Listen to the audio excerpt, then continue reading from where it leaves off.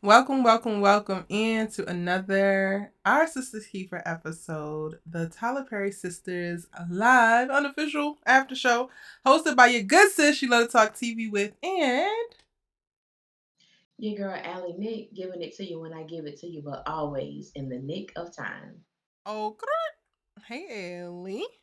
I'm excited Hey, for love. tonight's episode, child. I'm talking about tonight's Me too. episode. Ooh. Let's go ahead. Y'all drop y'all's ratings in the chat. Allie, do you want to start off with what you rating tonight's episode? I'm giving it's gonna be high. I'm probably gonna get it's like a 7.58. Not a seven. You say you gonna I'm do it high 7 point. oh, it's sisters, baby. That's about all I can. I'm gonna get okay. Without giving it a point anything, I would give it an 8. I would give it a I'm 8.5. 8.5. Okay. I say that. Okay. Yeah. Yeah. Yeah. I What you love give it? that. I would probably give it an 8.5. I would give it an eight and Okay. a half. Okay, so we here. We here. Yeah, we are. When I heard the 7 at first, I was a little bit startled because I didn't know we was in 7 territory, but you bumped it up to 8, so I'm like, okay, yeah, all right. But because you're not wrong, right? Like you're literally not wrong because the sisters is going sisters. If I gotta stay in this damn conference room with the paralegal doing she ain't got no business, I'm gonna struggle. If I gotta watch the incel ass tax attorney who's supposed to be about his business be a loser for any longer, I might crack up. Amongst other things. So, Yeah, aside from the yeah. brilliance, the stunning scene, the impeccable acting that came with Karen and Zach, there were quite a bit of detractors, Mhm. unfortunately, for tonight's episode. Unfortunately, mhm. But let's see how y'all feeling and what you thinking. Let me shout everybody out, and then we can get to the ratings, and then we can get into it because we got a lot of things that we need to talk about. We All right, do, we Lynn, hey do. boo, welcome in. Lynn Williams, hey Vaughn, thank you so much for being our lovely moderator. Welcome in. Trina, how are you? Janelle, Brandon, Shell, how are you, boo? Shout out to all the members in the chat. Thank y'all so much for being members of the channel. I appreciate you. Tam B, Tracy, Keena, Blackest, hello, welcome in. I ain't never seen your name before. Welcome, boo. How you doing? Hey, Jamira, welcome in, honey. DNC Greatness, Journey with Cece. Hey, honey, the chosen one. Cookie from the Shy. How you doing? I miss Wendy Williams so bad. I noticed when I start using a lot of her colloquialisms, I'm like, damn, I really miss Wendy. Tam B gave it a Mm. 10. Said 10s all around. 10. Okay. Trina said 10. Janelle says 7.5. Tracy B says 9. Thank you, Vaughn. Thank you. Brandon says an 8. Shout out to Courtney. Courtney did that. Y'all see it? The chosen one gave it a 9. Janelle says I switched to 8.5. Okay. Hey, A Noel. A Noel says an 8.75 for me tonight. Highest rating I've given, I think. I think you might be right. That might be the highest one, huh? Mm. Lynn gave it a Yeah. 10 early on. I think that was pretty much that's all the ratings. This means that we're gonna have a really great conversation because the ratings are high and that's like a They general are. consensus. Michelle gave it an 8. Cheryl Yes. D gave it a 7. Hey Angie, welcome in, honey. Hey Sade, how are you, boo?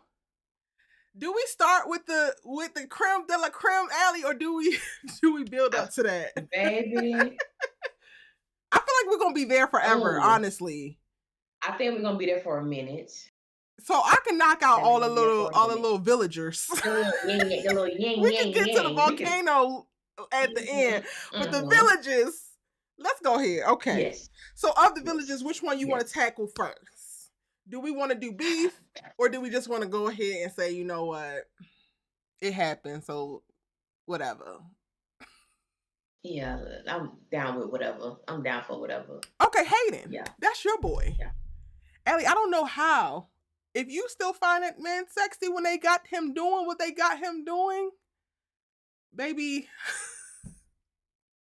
No, I was upset. I Oh was upset God. because I said, why y'all got this man acting like a clown? Number one, he's a tax attorney and he's good at what he does. Hello. Y'all got him in here acting like he's meeting his favorite player in the world. Even if he was, baby, you don't act like this. And when Fatima came in trying to figure out what was going on, he hemming and hawing and stuttering over his words because he ain't been talking nothing about tax. I said, okay, I'm really getting sick and tired, which we know. Courtney, I do love you, bro, because I feel like you do have a overall consensus of the characters developing, but y'all still got to stop with this Fatima propaganda. Y'all have to stop with this Fatima. I'm going to make Hayden look crazy so Fatima looks like she knows what she's doing. I got a lot to say about Fatima in this episode here, but this right here with Hayden, no, ma'am. I was not here for. I was so disappointed because what we've known of Hayden when it comes to his job, he's about his business. Even Miss Marie, yeah, he was banging her back out, but when it came to doing his job, he was on his P's and Q's. So I didn't like how Yeah. they had Hayden acting in this episode. Mm. And for me, it's just they gotta pick a struggle. It's like I got the like hints Yes. of okay, he wants friends and he don't have no friends. So cool.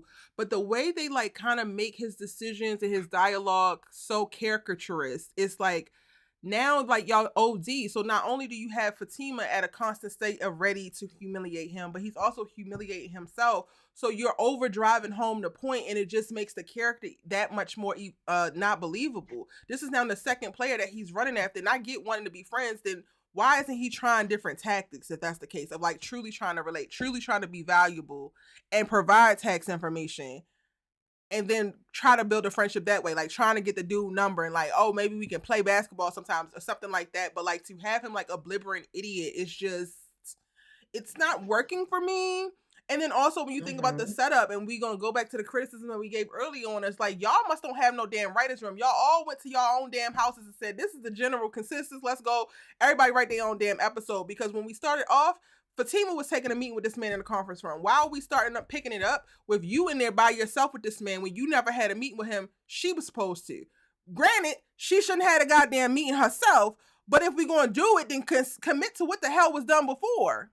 Why are we like it just doesn't make any sense. And again, her commitment to constantly humiliating him is also like, girl, what the hell do you really care about? Because there's only so far I'm finna take it. Like, yes, I am capable of dragging my nuts when I need to.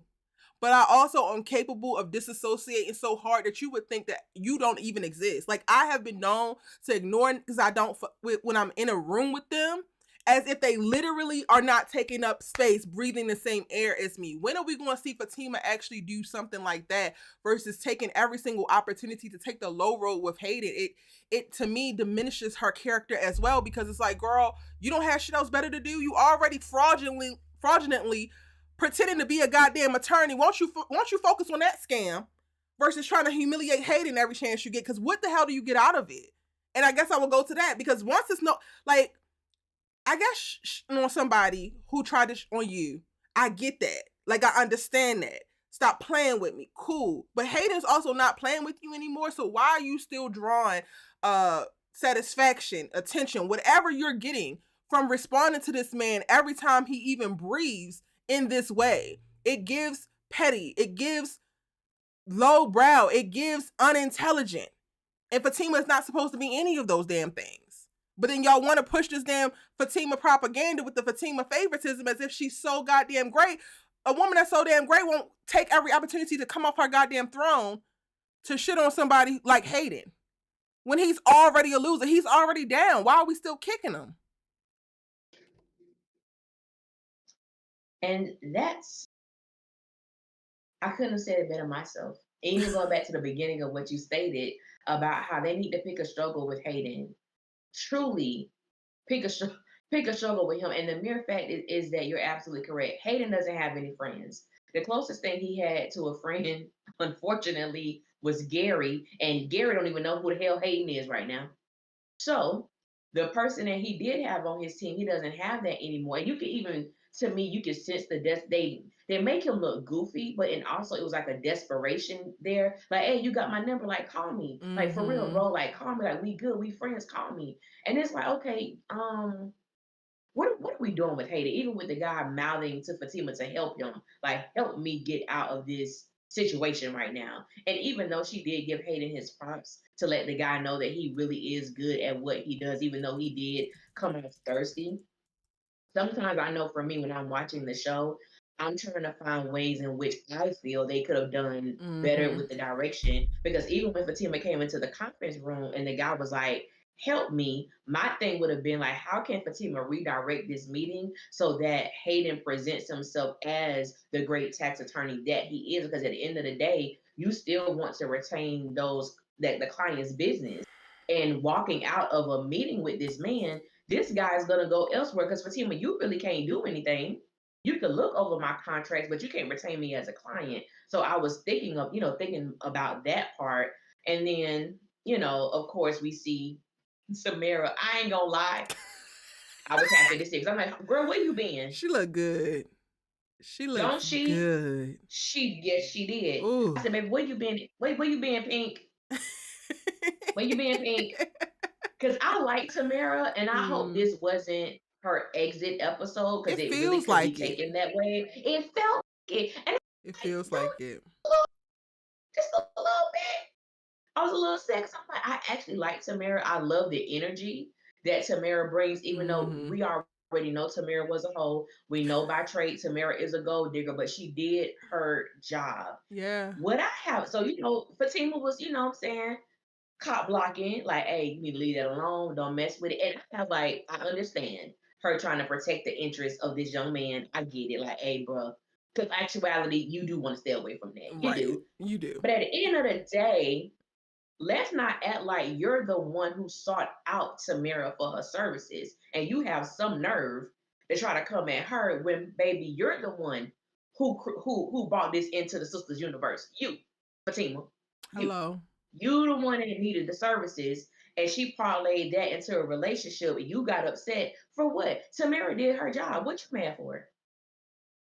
She kept Hayden occupied. Didn't ain't that what you wanted her to do? So what's the problem? Why What's you the mad? problem?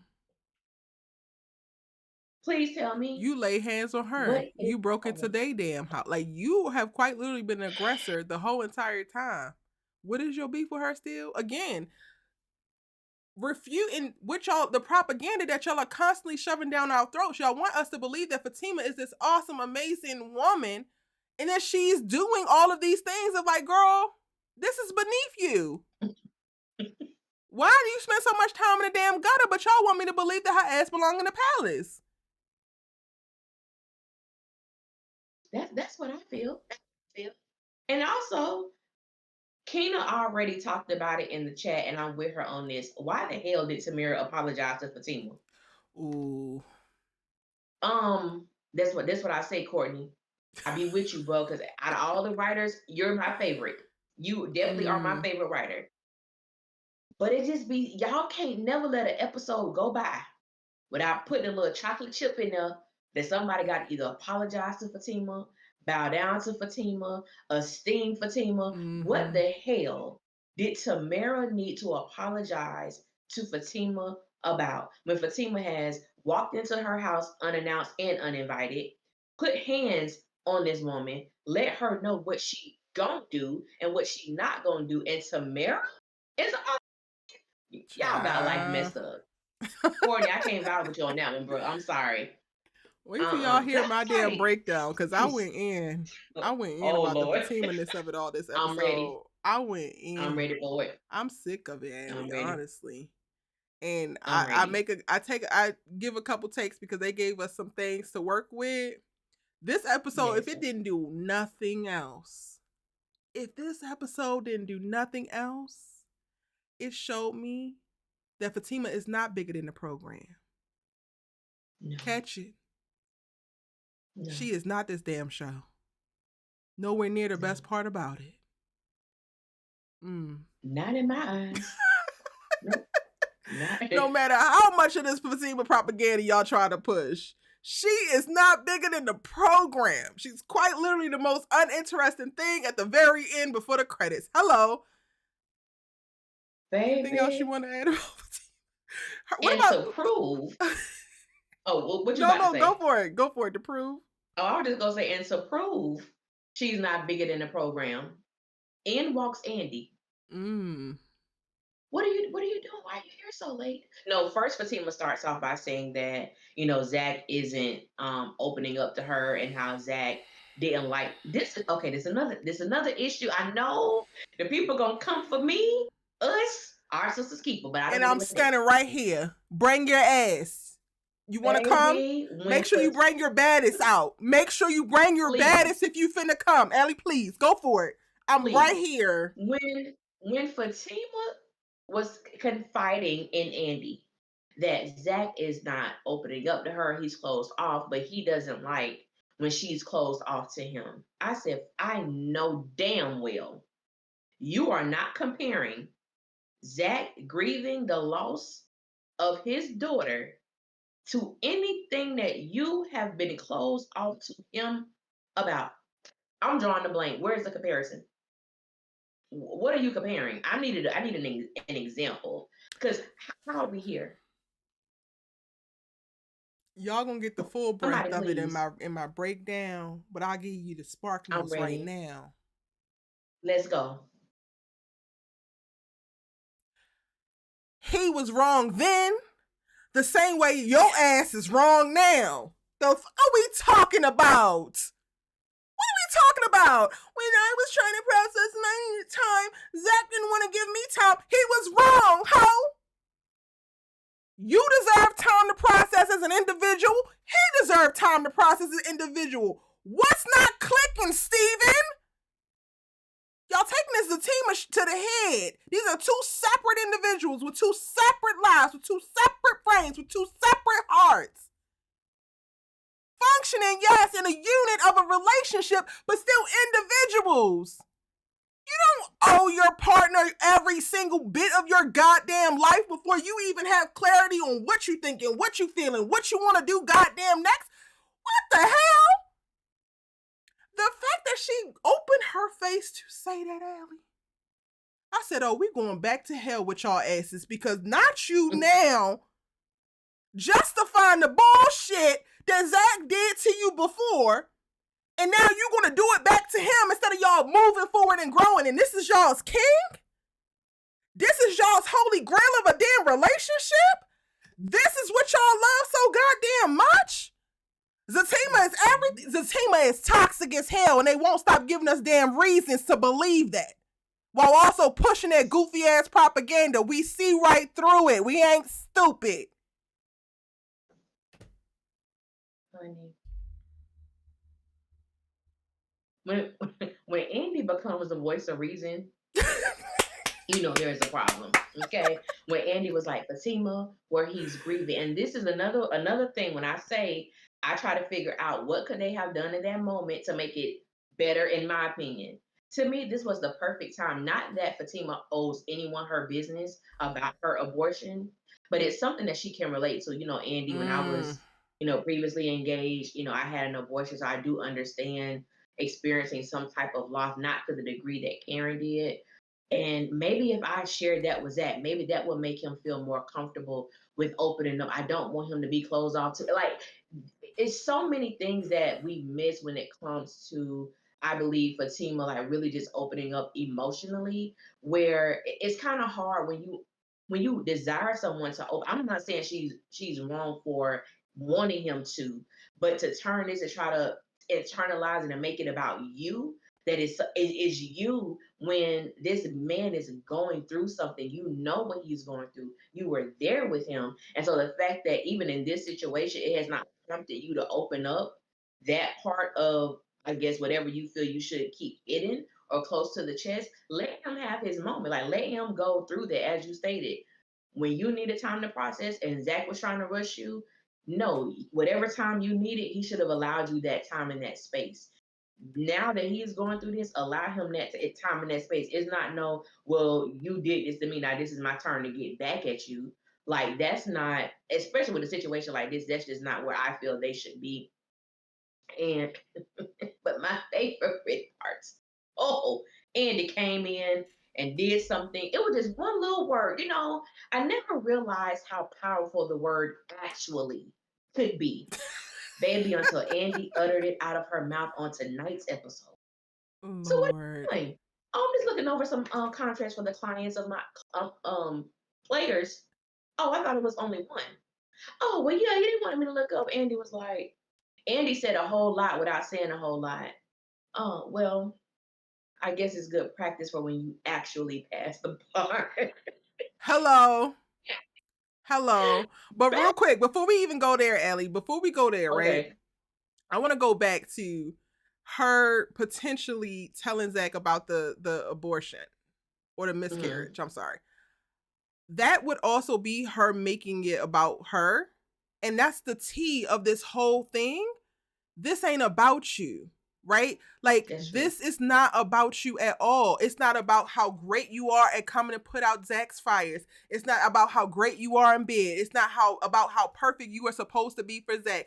There are some things that we will never be able to shield our loved ones from, and we just have to make peace with the fact that we're standing next to them whenever they want to reach over and grab our hand while going through the things that we cannot even touch or deflect for them. And to me, that's what true love is, let alone healthy love within a relationship. I would actually, while I think that it would add more to her character within the sisters part of the conversation, right? For her to reveal that and that become a point of conversation, give her some goddamn story of her own. I also would still look at her and be on her ass and ready to tap her about it, because this is not the time for you to now center yourself within his grief.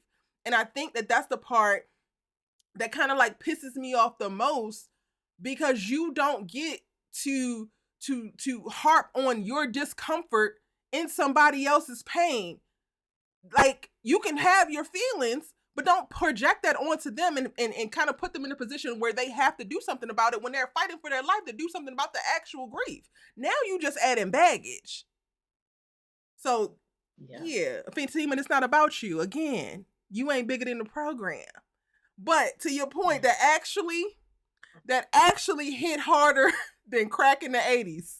And I loved it for her, because also, Andy, you don't need to be bowing down to your paralegal and assistant. I don't give a damn how many shots she shot in the air to get them girls up off your ass. I don't give a damn how many coaching sessions she gave when Penelope tore your ass every which way but loose in that damn penthouse.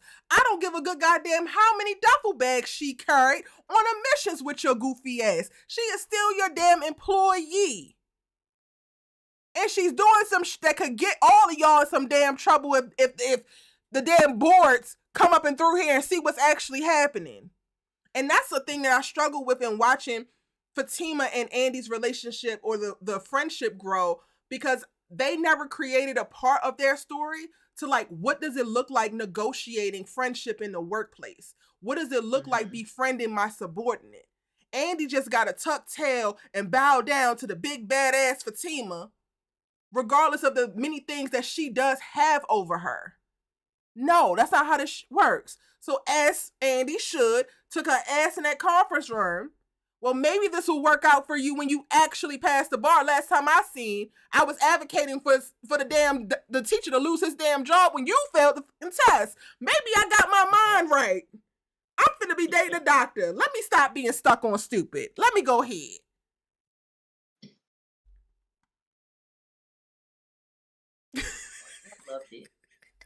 I loved it. And I think that scene was so beautifully orchestrated because, like I said, I think Andy said a lot without saying a lot. The looks that she gave, even before she left, she was like, hey, let's go with these contracts. One good time. And the look she gave Fatima when she actually closed the door. So it was like it's setting up, I guess, whatever's supposed to come they need between to have her them. And I think, stand on it. Please let her stand on it. I'm hoping, I'm hoping, because I feel like even Fatima felt the cold shoulder a little bit. Like she knew something Very wasn't much the norm something. between her and Andy. Yes, and I'm here for it. I'm so here for it. But as you stated, we need Andy to stand on this. And for me, I just want to go on record and say, because I know people like to lurk. It's not even about, I feel, Andy putting Fatima in her place. It really goes back to what you said. They didn't establish a lot of, well, they didn't really establish boundaries because the lines between, in my opinion, Fatima and Andy are so blurred. There is no separation. They act like homies in the workplace. Just, season 8, we saw them coming in dressed in all black with a baseball bat.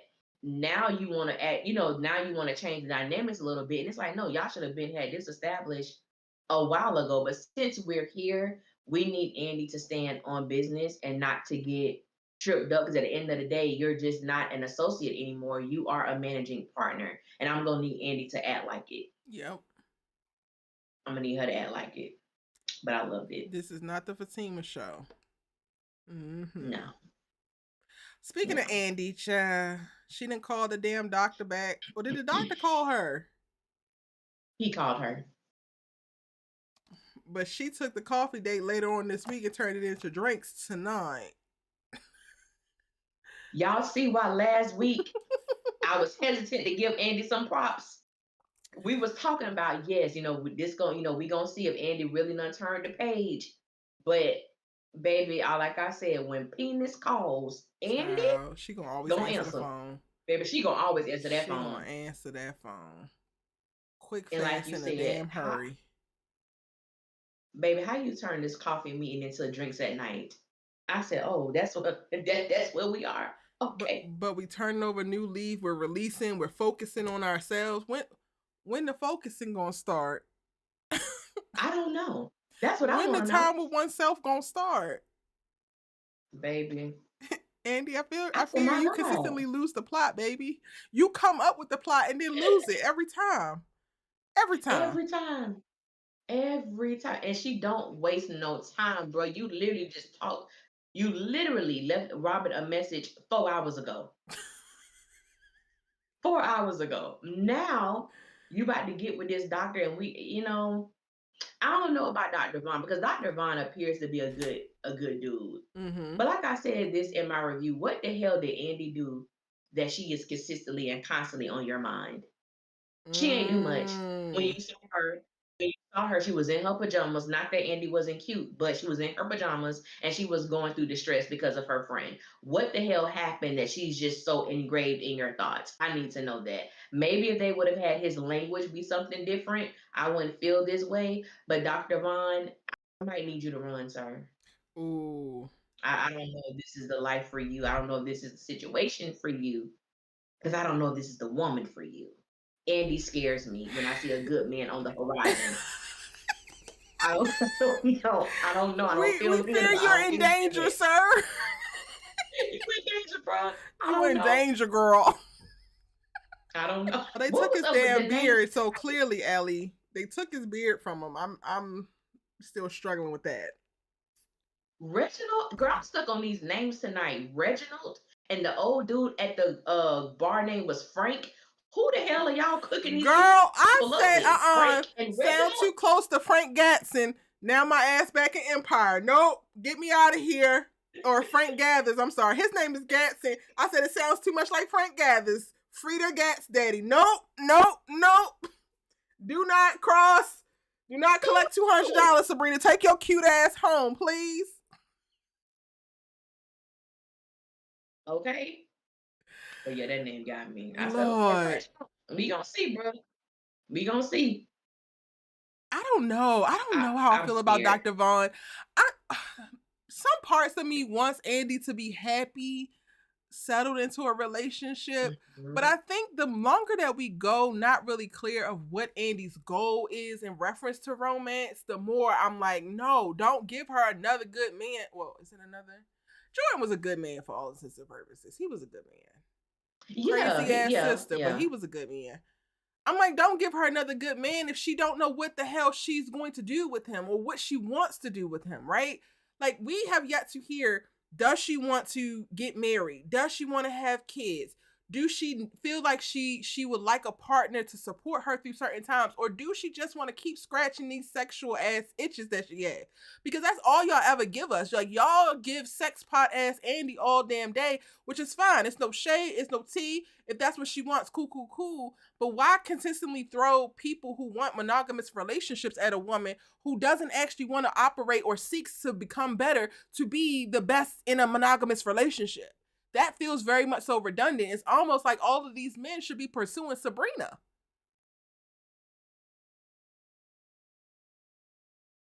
That's how I feel. And I was so hoping that Dr. Vaughn would be the one to initiate something with Sabrina and not Andy. But when I Mm, saw from the first conversation he had with Andy on the phone, I said, "Oh, this is who the yeah. love interest is." I'm not. I really wanted to be for Sabrina because I'm like, she deserves a good guy. And like you said, I do go back and forth with Andy as far as what she wants. And then it was the last time I think I remember Andy talking about what she want in a man. It was like maybe season 3 or 4, and she was in Karen's office crying because she was dealing with Gary, crying about when is it going to be my turn to really have something good and to be with a good man. And I said, Andy, baby, it's hard for me to feel for you when you're screwing a married man. You can't have Mm-hmm. this conversation. You Yep. can't tell me you want a good man and a man that's going to treat you right and do all these things when you open up your legs every night to a man who you know is married and has been married from the moment you started dealing with him. I, Mm, that's not what you want. It sounds good, and I think with that part of Andy and with a lot of women, I think a lot of times things sound good coming out of our mouths, but it's not really what we want. Because to me, when you want something, your actions line up with what you're professing. And Andy sometimes, like, you just be saying stuff, girl. Like, you just be saying stuff. If you want penis, you want penis. right. If that's where you are in life, that's just where you are in life. But like you said about Hayden, they need to pick a damn struggle for Andy. What is it? A couple people in the chat, I We want to know. highlighted the comments that y'all made. Y'all said that y'all think that she's using him for information. I didn't immediately go to that because he isn't hard to get for information. Like, he has been offering up information to her, has sent all these files that he was never supposed to send.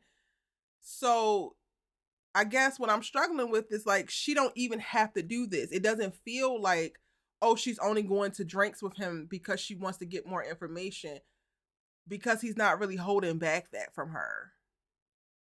Yeah, someone said that in my comments on a video I did about Andy a couple days ago, and my response was basically the same. I felt like Andy doesn't have to use him because he's willingly giving her Mm-hmm. information. All of the things that Andy presented to Mr. Benson, she got that information from Dr. Vaughn, from Reginald. So she don't have to use him for much because he's willingly giving her everything that she needs. So I mean, I can see people having a theory about that, but I just think what they've shown us, it's shown that she doesn't have to use him. Like, it's Right. not pulling, teeth out his, like, it's not pulling teeth. He's willingly giving her all the information that she could possibly need. And even on her end, y'all, when we look at the scene of her side of the phone, like, there's a certain way that you do things when you want to do them versus when you feel like you have to do them. So I felt like if she's on a mission and trying to get more information and feels like she has to use him, she would not be giving Andy Giddy sex pot ready on this end of the phone. It would be like, you get the voice, but you can't see me, so I can look as uninterested as possible. You know what I'm saying? Like, she looks exactly like how she looked prom when she was falling for Jordan's ass. At the very beginning, when she was falling, like, staying in it with Gary's ass. Like, when she was getting swept up by Paris and letting him lay her ass down in his damn mama's living room. Like, this is the pattern's pattern, y'all. I'm sorry with Andy. So I get that y'all trying to give her ass a out, but it don't even take all that. And yet she's doing it, which tells me she wants to be doing it. Oh, she wants that. A doctor? Oh, yeah. Uh-huh. Yeah, well-to-do man, well-to-do black man. Mm. Oh, yeah. Child. She want that. Because maybe anybody, you would have took that coffee, but no, you want alcohol in your system. Okay. Mm-hmm. That told me everything I need to know right there. Because I tell you what, somebody who I ain't thinking about sexually, yes, baby, let's go get some coffee. And Please I, and thank and I you. don't even drink. I don't even drink. But just the atmosphere of going to get coffee versus going to a lounge or something like that, just the atmosphere and the energy is different. Mm-hmm. Nah, she want that. Totally. The coffee date, you will be more set up to, like, let's talk shop, while also being a little bit more casual. But no, Yeah. drinks in the perfect place, your favorite place. Child, you say your goddamn self up at this point. Yes. Yes, Lord. But let's talk about drinks. Let's talk about Billy Jakes, because we didn't change team plan. After Zach went in there and abused Karen, I guess they under new management, and now they didn't change their name to Billy Jakes. Because he didn't abuse them. Well, they just skated over that. They did skip that. They politely said, you know what? We're gonna leave out the clip of Zach laying hands. We're gonna leave that out. We already got enough of the assaults that he has done over the years. Let's not drive it home with the actual physical. Okay. Sabrina in this cute ass dress with her cute ass, looking amazing. Down here, slumming it for dick. Help us, Lord. Help us, please. Please, immediately. I'm so disappointed. You thought it was the prom dress, Janelle? I like it. I love how it looked. I ain't even gonna hold you. I'm like, I think I might want to wear something like that for New Year's. Me and my best friend talking about doing New Year's in Chicago, and I'm like, I will put that in hot pink, and I will wear that. I would wear that for sure.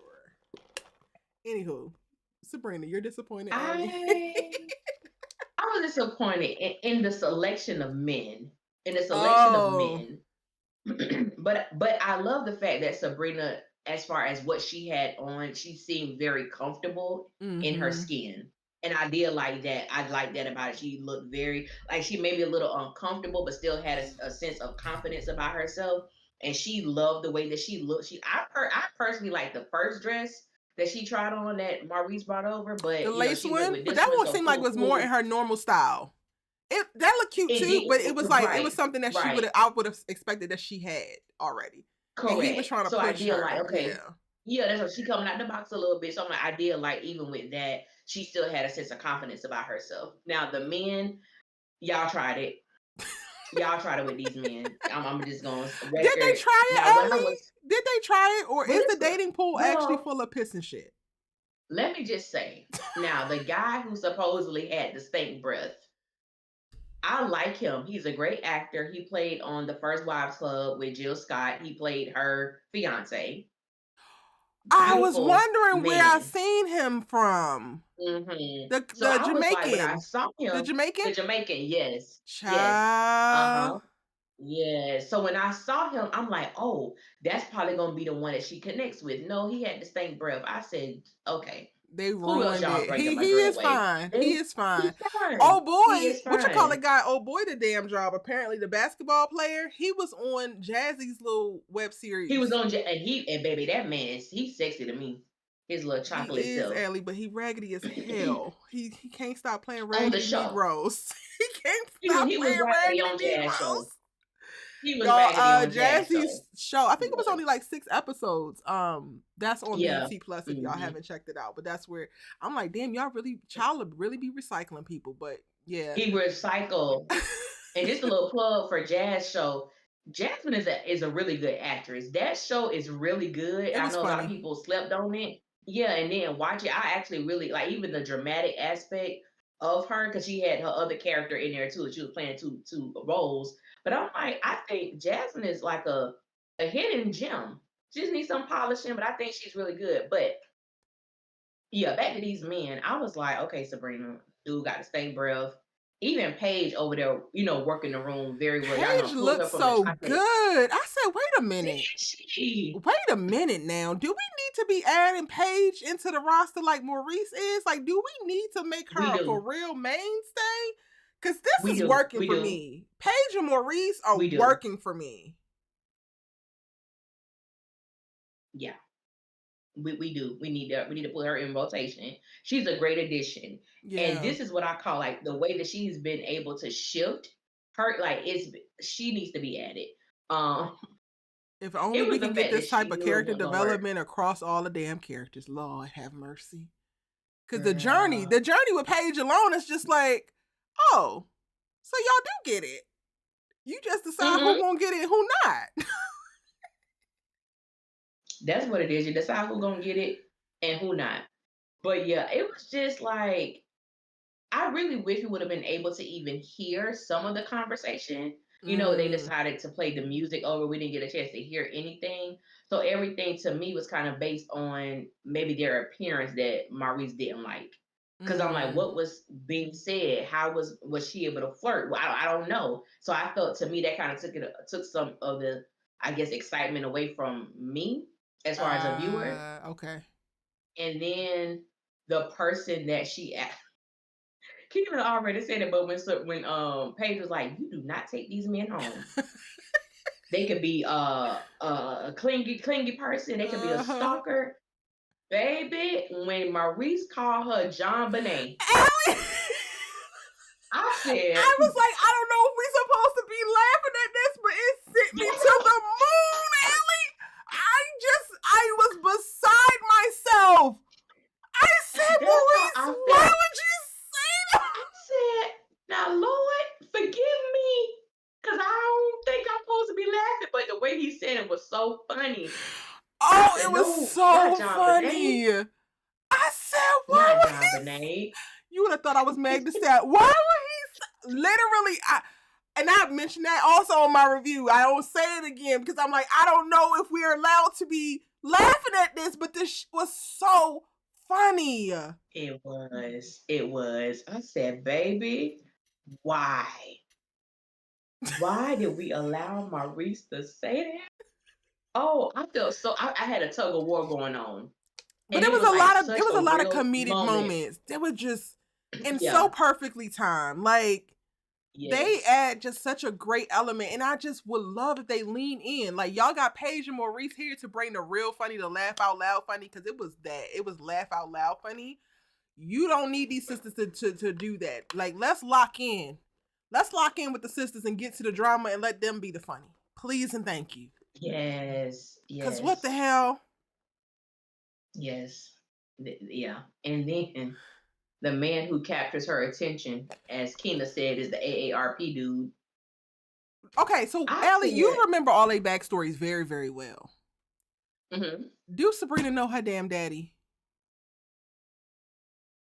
I don't think, if she knows him, she wasn't raised by him. That's the first thing I think Sabrina, about when I see women yeah, going after old ass men. I say, oh, you must don't know your daddy or don't like him. That could yeah, be me being wrong and projecting. I'm aware, but that's the first thing I hmm, think. And I'm like, Sabrina, goddamn it, no. What the hell? yeah, Father yeah. Time here. All I Why know, are we giving play? Like she seems captivated by Father Time. yeah. And I'm like, why are you letting this man touch you? Why are you touching him? And then, like, with against her back, only thing I know about Sabrina is that Sabrina takes care of her mother financially. She mentioned her grandmother, and Sabrina was sexually abused as a child. So, it was never said by who. So I don't know, where that Mm-hmm. comes in at. But that's the only thing but I've never heard her specifically mention her dad. But that was just a little weird because I'm like, this seemed like the most interested she's been in a guy all night. And this with Literally. Frank. The moment he said Frank, girl, all I thought about was Frank Mitchell from Moesha. Hello? Why you talking to Moesha daddy? Where glasses why at? Bring why? glasses back. Give me glasses over Frank ass. I will take. We could work with glasses. Yes. Yeah. But I said, baby, what also, the I hell? think that their scenes did a great job of proving the point of Sabrina. What the hell are you even doing? Take your ass home. Why are you here? You are like a fish out of water. You don't really want to be here. You're pushing yourself. You need all this goddamn coaching. Yes, you look great, girl, but your heart is not actually in it because this is not what the hell you want. So now you done stumbled into Father Time. You're gonna be sitting in his lap in a hot damn second because you about to put on a show for Rich's goofy ass. Next thing you know, you in a goddamn relationship with Father Time, and he's leading you down another path that your ass don't want to be on. So circle back at the end of the damn season, and it's gonna be yet another that leaves or that you gotta put out because you were never supposed to be with his ass anyway to begin with. Like, Sabrina, please, I am weary. Release me from the shackles of your stupidity, sis. Please. Please. Just I've had it, Allie. I was lost. With Sabrina, I've had it. I was lost. That it just furthermore exposed and demonstrated to us that Sabrina is not cut out to be a hoe. You can't even talk to men. You can't even have, like, even the whole conversation is not much to it. It's not much. I don't need to know a lot of information. you can't even have that. You can't even get past that. So that lets you know, Sabrina, you are not cut out for this life. And the fact that Paige has to inform you and tell you what not to do in this phase is something. Very something. And why did Paige have, even from the back, it seemed like Paige had the one. She was talking to the one and ran off from his ass. Yes. And she was pissed, like, do you see what I had over there? Look, what are you doing? I'm backing over here. I said, Paige, you want lying. You like some chocolate, honey. Okay. Okay, I see you. Paige in there pulling them. I said, baby. But what I was lost about, why was Sabrina bending down so long? I didn't even know what dropped. I didn't know what fell. Her purse fell. I didn't know what was. I found that out when AARP Frank picked it up. But I had no idea. Right. And so we, I'm like, oh, her purse fell. Okay, cool. Frank picked it up for her. All right. Then we see the bald-headed bastard. The way he was looking, I said, he about to start something. He about to start something. And I just knew. I'm glad they ended it with this. I can't take much of Rich. I really can't either. I can't take much. He lucky that it was Sabrina that he messing with, because you keep running down on her. At some point, it's time to start throwing hands and feet.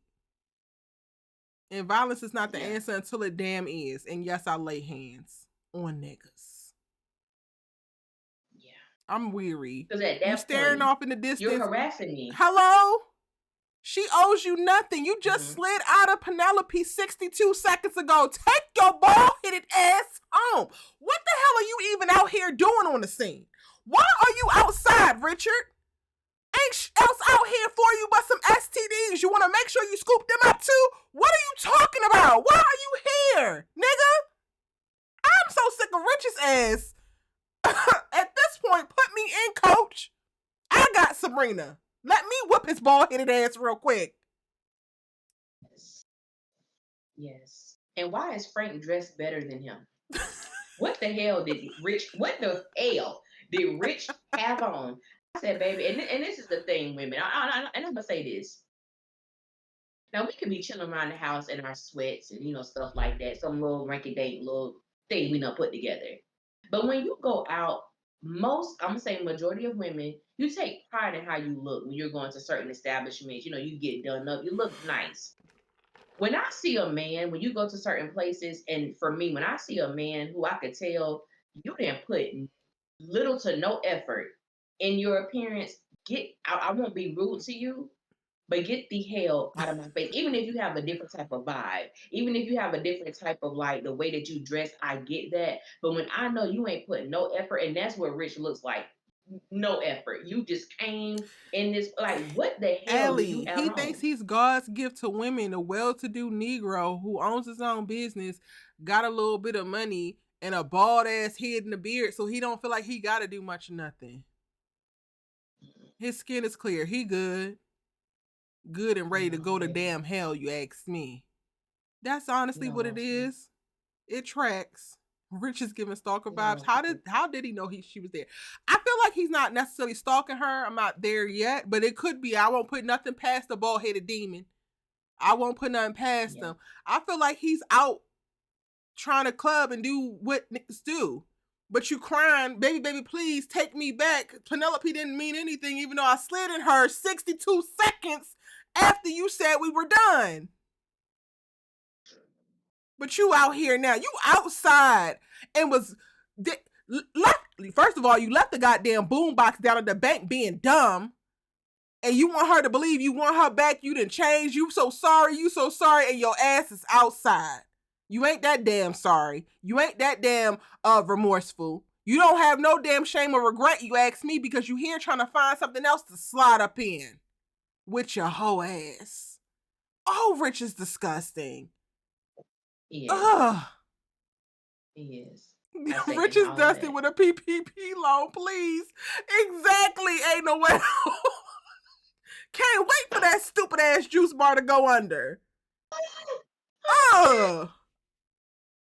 Baby, that was top tier comment. That AOL, that was a top tier comment, honey.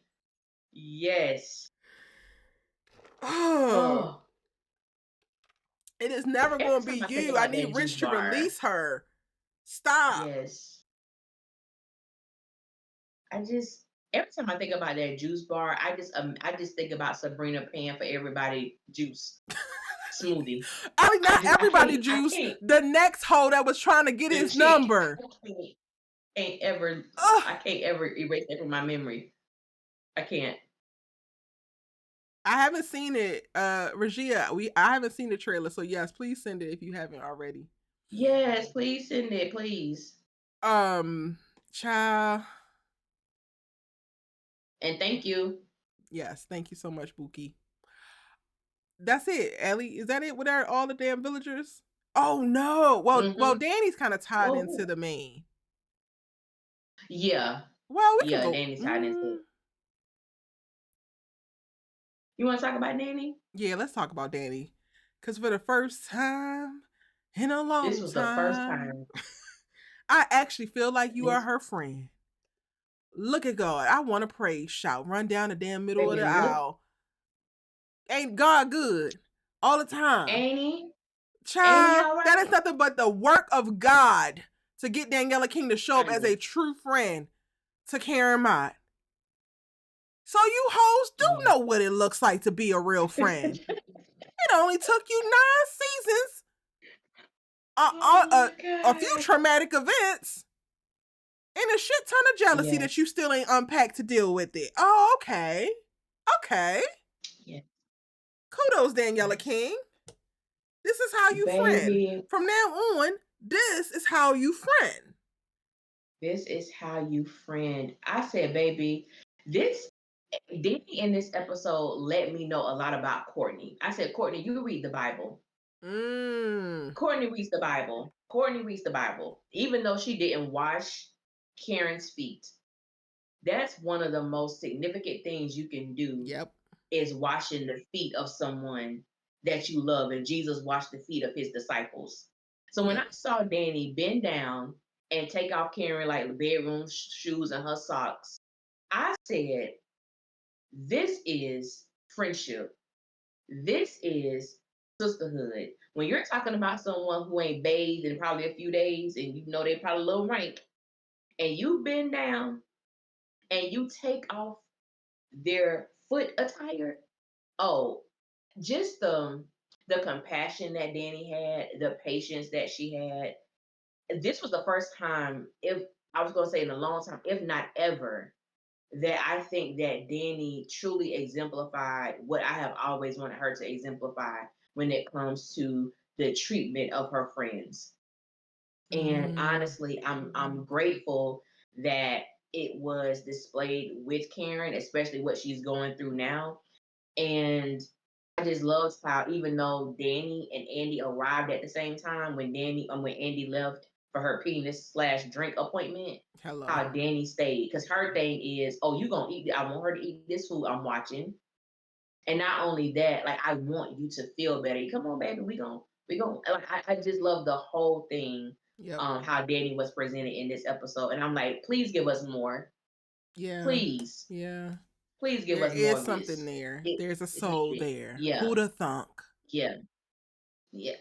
Y'all agree. Everybody's saying this is the best that we've seen of Danny. Literally, she needs to hover in this spot. We ain't never even seen you show up for Sabrina like that. And this is Sabrina's supposed to be your real homegirl. But we appreciate it. This is what Karen saw when she made you godmother. Okay. More of this. Yeah. More of this. We gonna get through it. This is how we get through it.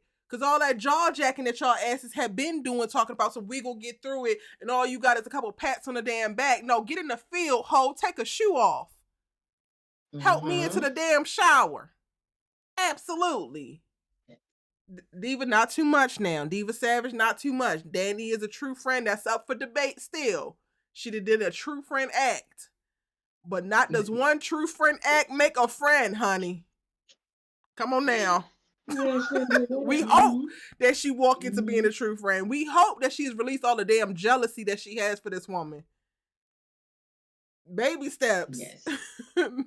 That is the best scene that we've seen of Danny Diva. It is the best scene. It is, yeah. Definitely. Yeah. And Andy was cool with the Well, flowers. Now. yeah, yeah. Now to the program. Because nobody is bigger than the Okay. program. I have said on numerous occasions across numerous ass seasons, Karen is this goddamn show. I'm going to say it again tonight. Karen is the show. But if we got to add anybody into the mix, Karen and Zachary Taylor are the damn show. I will watch them do anything damn near, Ellie. I will watch their asses do anything. Karen Zach is the best the best of all we ever get to see on damn screen. Fatima Zach is a scrub. Fatima Zach is shallow. Fatima Zach is vapid as hell. Karen Zach, that's a nigga with a dream that I kinda like. I could kind of, all right, like, let's get it together and I'm with you. Let's figure this out. Fatima Zach, throw that hoe away. Karen Zach, maybe. The best work that Devale Ellis has ever done on Tyler Perry's Sistas is always opposite Ebony Obsidian. Full stop.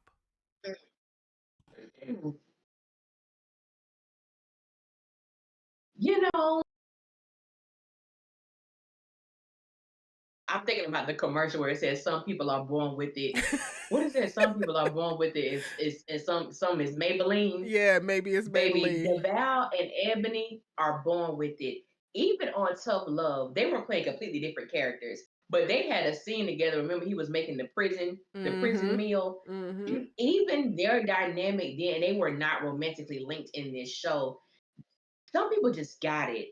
And Devale and Ebony on screen together, they just have it. And that's just something that cannot be taken away. It just is what it is. And as you stated, it is so true. Devale's performance as Zachary Taylor, I'm not sure the conversations that take place between Ebony and Devale before they have certain scenes. I don't know if they even discuss it. But the way that they are able to, I'm gonna say this. Ebony is such an amazing performer that if you don't bring it, she's gonna show you up. Mm-hmm. The fact that Devale matches what he was able to hold his own. Mm-hmm. And what when I tell you, from the moment the episode opened, like, I almost cried.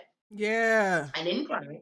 I was really close. Misty. I was really close. Yeah, I definitely got misty, and I just appreciated the conversation. Even Zach not knowing why he was there. Like, I got in my car and I just drove, like, not even really having the words.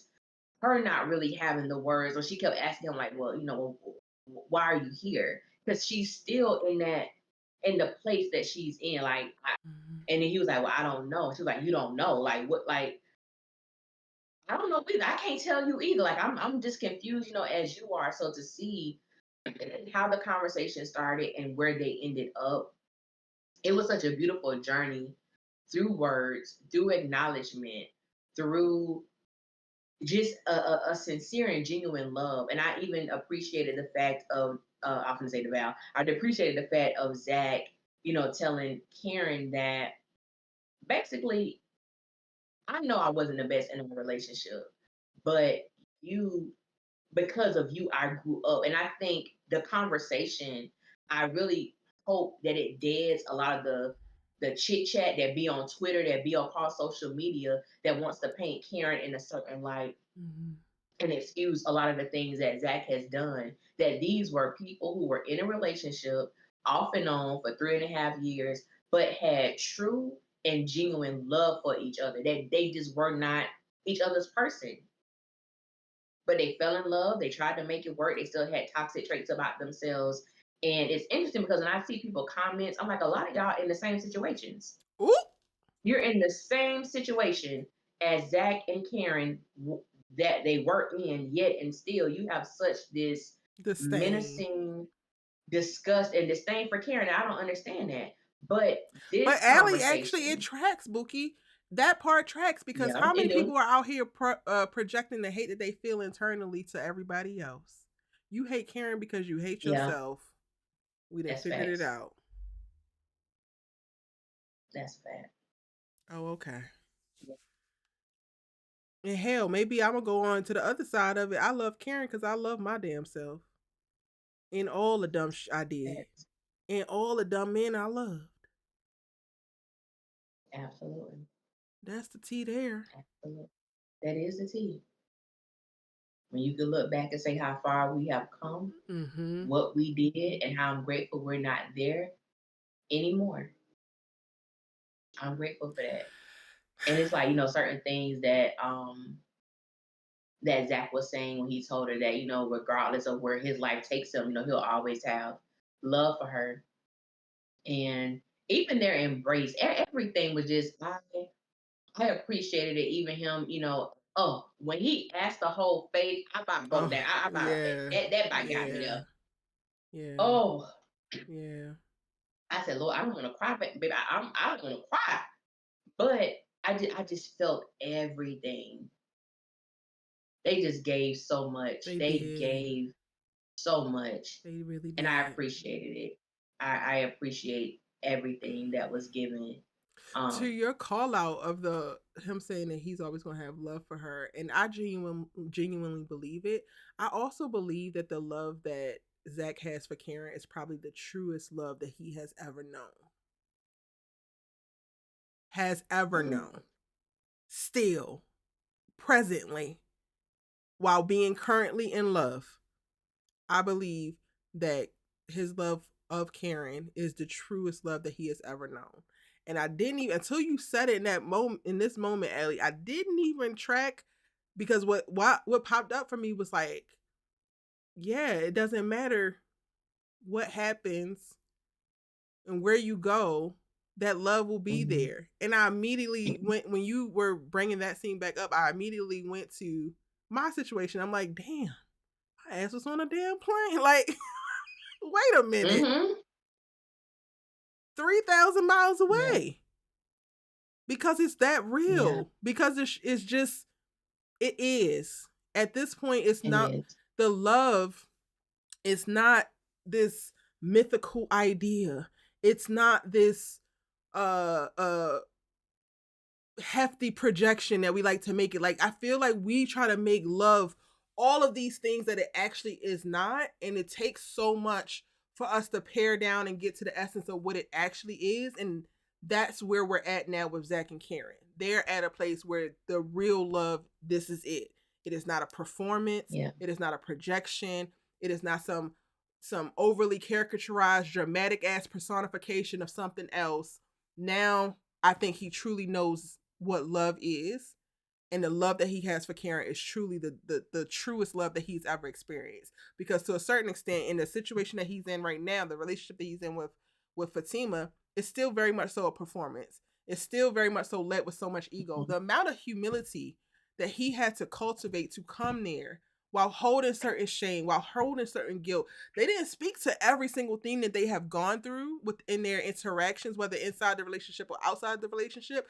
But we are left to believe that those are the things that are also plaguing him next to the loss of his daughter. And all of that kind of like comes with it, and all of that kind of gets stripped away. And that's what we're seeing to me play out in this scene that we're watching. All of the pretense is gone. I've wrestled with my shame. I've wrestled with my guilt. I've wrestled with all of these other things that have gotten in the way of love, right? Because the Lord is so easy for all of the things in the muck of life to get in the way of love. Now it's just us and the love sitting here. Clear Mhm. eyes, full hearts. And Yeah. by golly, Miss Molly, that is beautiful. So It's beautiful. it is. It is. It is. And I think one of the things too for me, and they cut to a commercial right after Zach said this. He told Karen, I feel like we were robbed.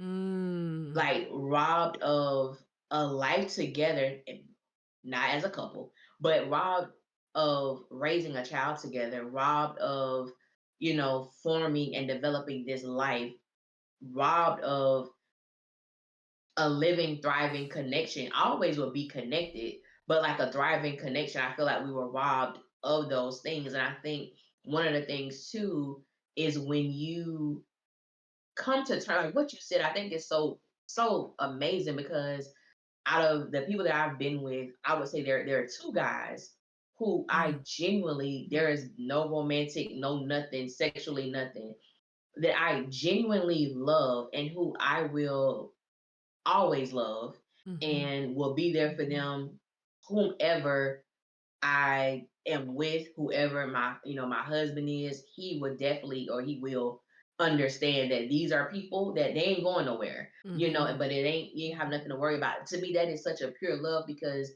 there's not anything I have to do to obtain it, nothing I have to do to keep it. As you stated, it just is.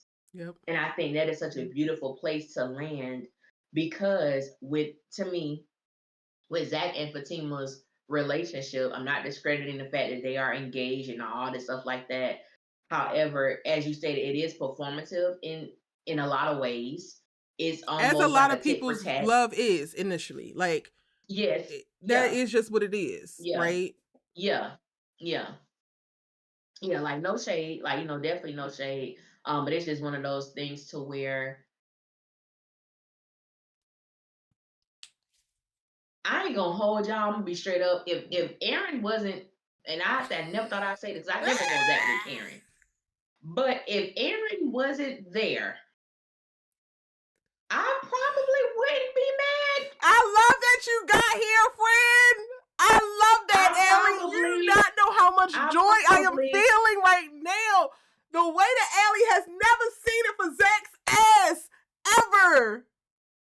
And I will take it. I will take it on a damn closing up shop and closing down the restaurant for good, bitch. You see what I saw back then? The truth is the truth. I never wanted her with him, and I still don't. And I don't. Let me make that clear. I do not. I think what we saw tonight, it was to me just a true example of humility.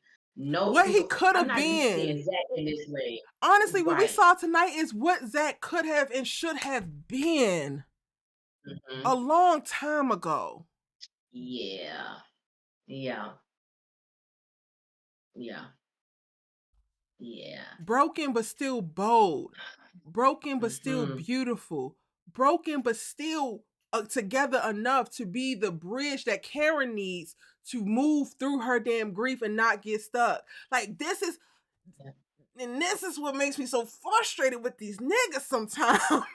Because it's like that. Like, I might not have the full visual of it, but when we see the potential in you and we know that you're fully capable of something, this is exactly what the hell we're talking about.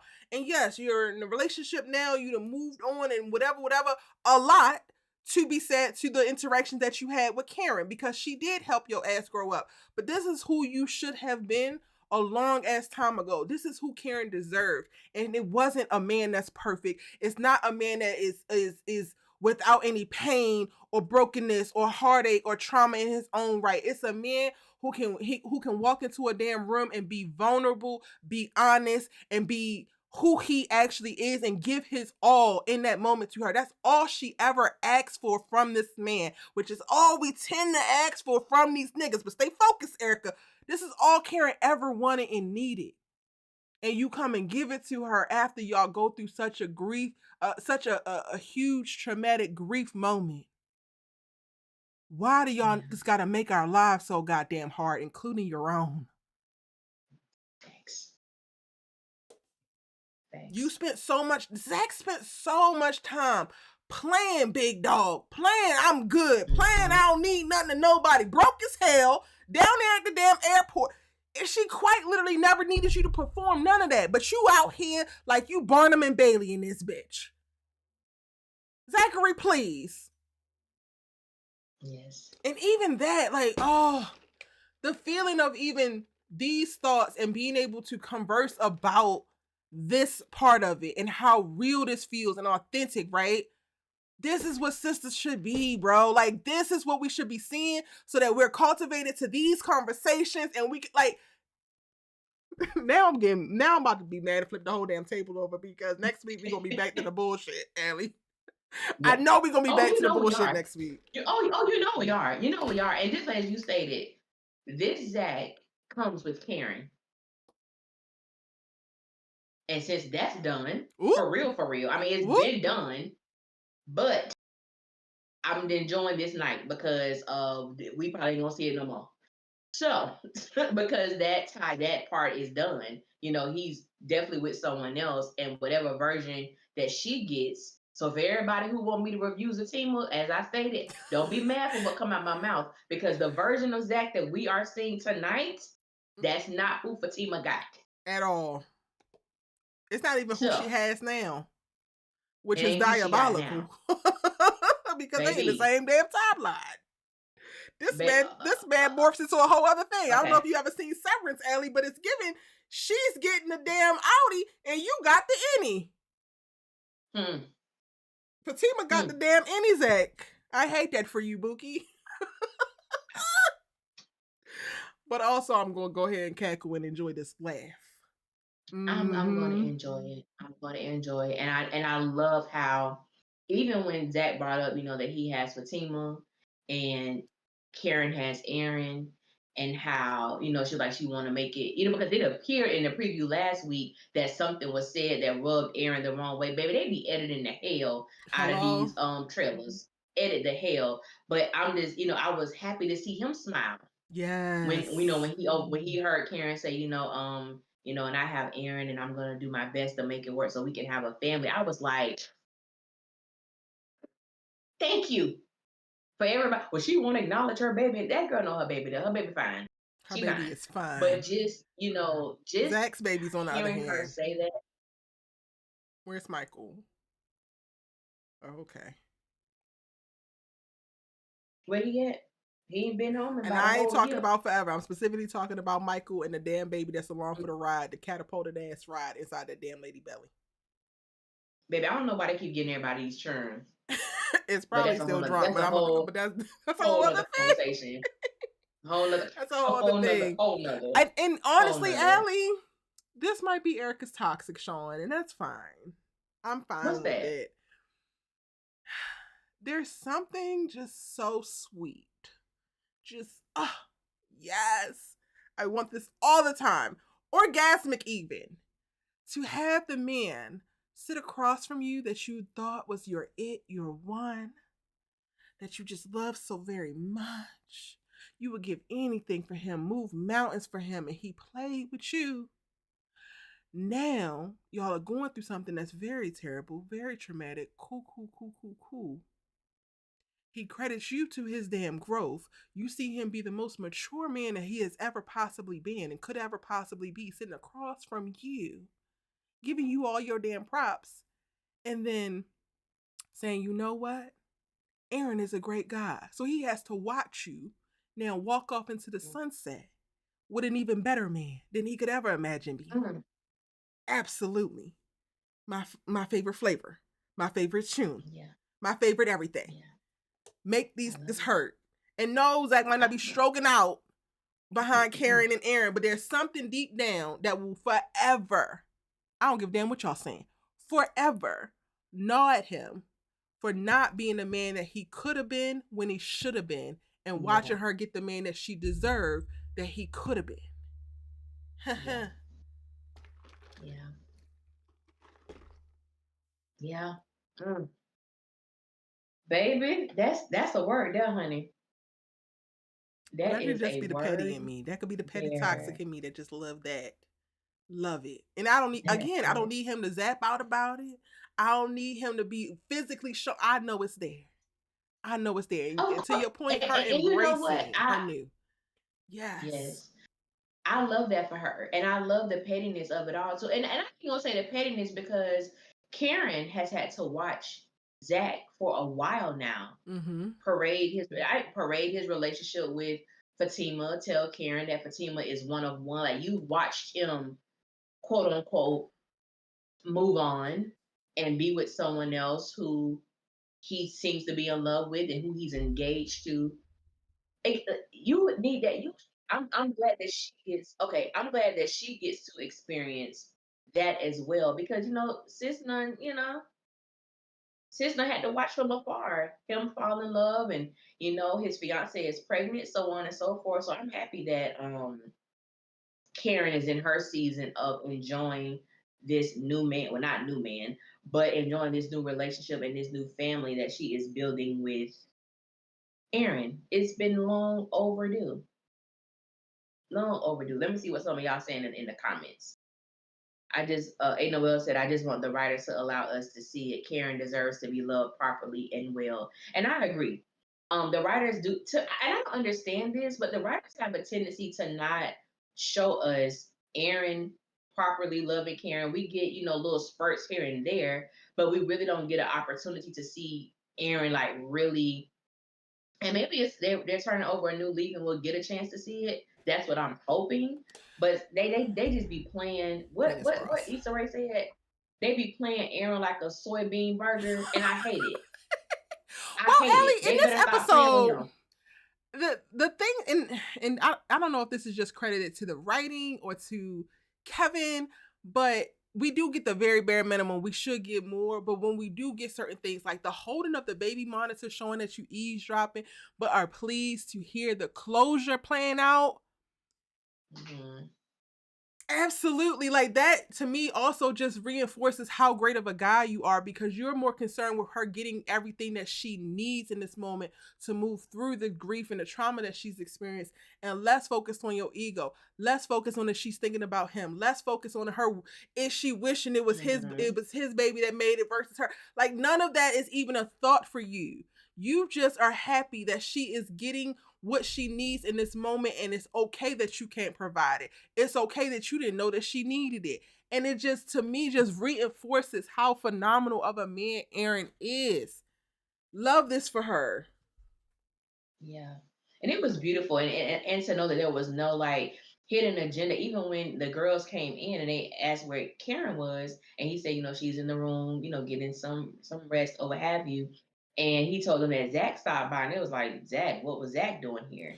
Child, And I said, he was y'all like, they better had not that piss me off. conversation. What do you mean with Zach? What was Girl, Zach doing here? You know where I was going with it. You know where I was going with it. I'm like, why would he not? But why would he not? That was all right, Courtney. I said, Courtney, don't make me come for you now.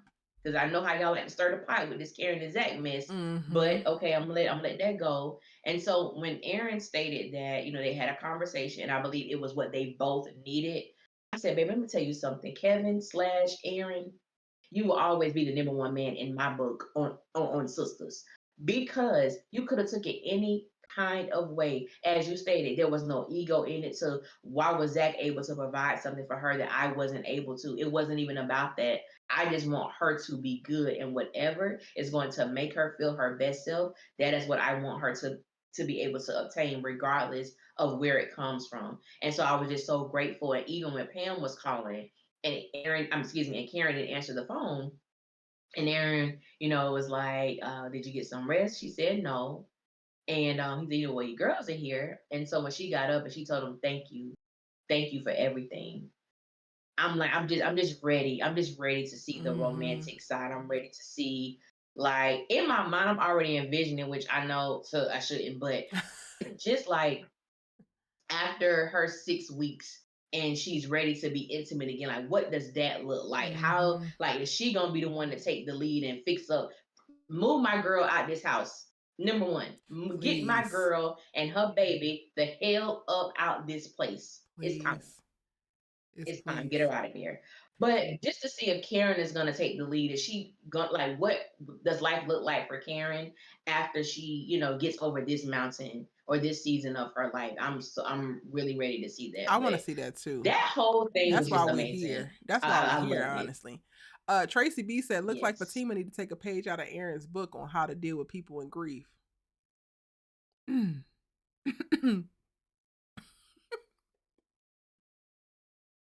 When you're right, you're right, and you're right. You're right. Child, and Wells is a supportive man. He been that. I love to see him see it through. Yes. I'm looking forward to their next chapter as well. This very much so felt like the end of an era when it comes to Zach and Karen. It feels like a closure moment. Now, we have had moments like this before, not this heavy, But we have had closure moments like this before. And the next thing you know, we back in the damn washing machine with the asses. But this kind of feels a little bit more final, and it might actually stick. So this is the perfect time to usher her into that new season with Aaron. And while Aaron can seemingly be perfect, he's not. He's a man as well. Karen is not perfect now that she has grown and opened herself back up to love. But there's still so much story to be told with them two in that particular place. Like as the two flawed individuals that they are that love each other. And if they allow Karen to be, she could go on to be the sister who truly tells the story of what healthy love looks like after us seeing what all of the other stuff is that she settled for beforehand. So it's like about time at this point. Like, please.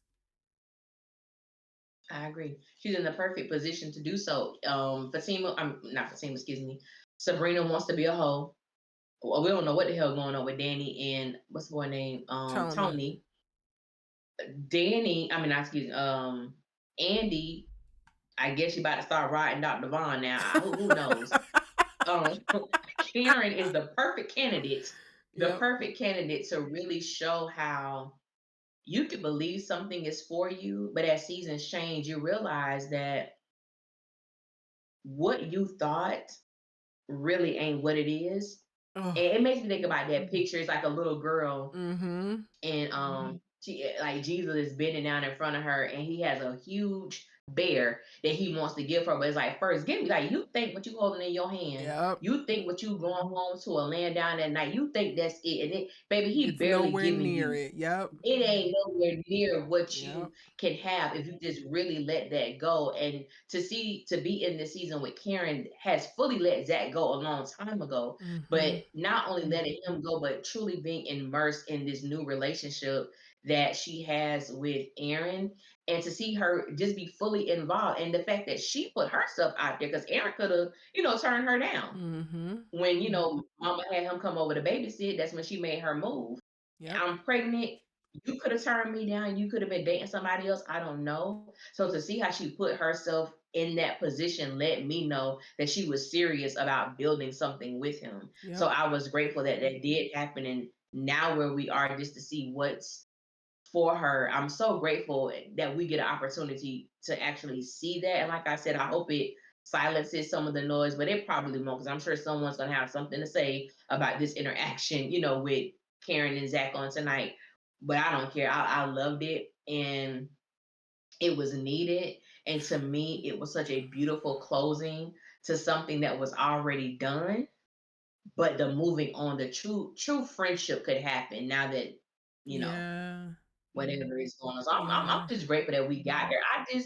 It's been a long time coming. It has been. And they did a great job of tying in all of the elements. Like, I know that the grief of losing forever is the tent pole that's like holding up this shelter that is them at this particular point. But it was so many things that led to them getting here. And on both sides, right? Like, while Zach definitely did Karen the worst, right? She was not perfect. There were certain things that was her enabling him. There were certain things that her giving toxic with toxic, and it so much was handled over the course of this conversation.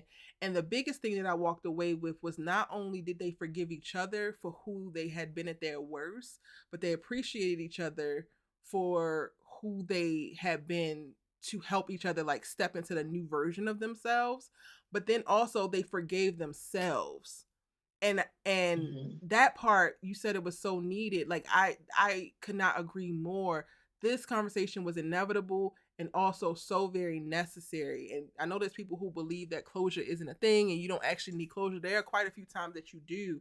And I could totally see how by the end of the episode, Karen is a much lighter character after having a conversation with Zach, because to Aaron's point, this is the man who she was in it with. This is the man who understands better than anybody what it actually feels like for what she has going on tied to this loss. And even Zach is like, if I feel like this, I know that you gotta feel, oh my God, I don't know how you feel.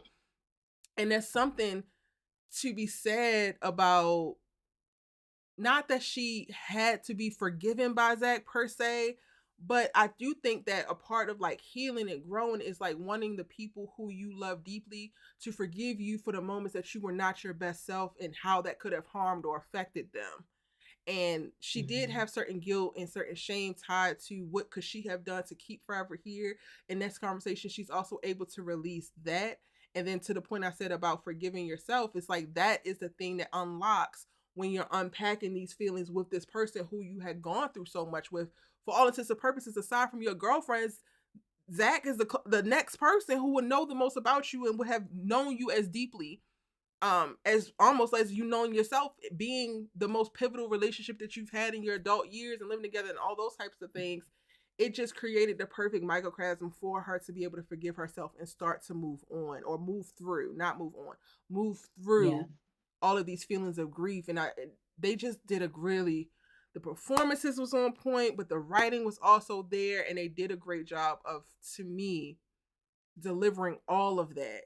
Not just, we're sorry about our baby being gone, but you're Yeah. sorry, you're happy, you're hopeful, you're sad, you're all of these things tied to your entire Mm-hmm. experience as two Yes. individuals who crossed paths, fell in love, and like it didn't actually turn out how we thought.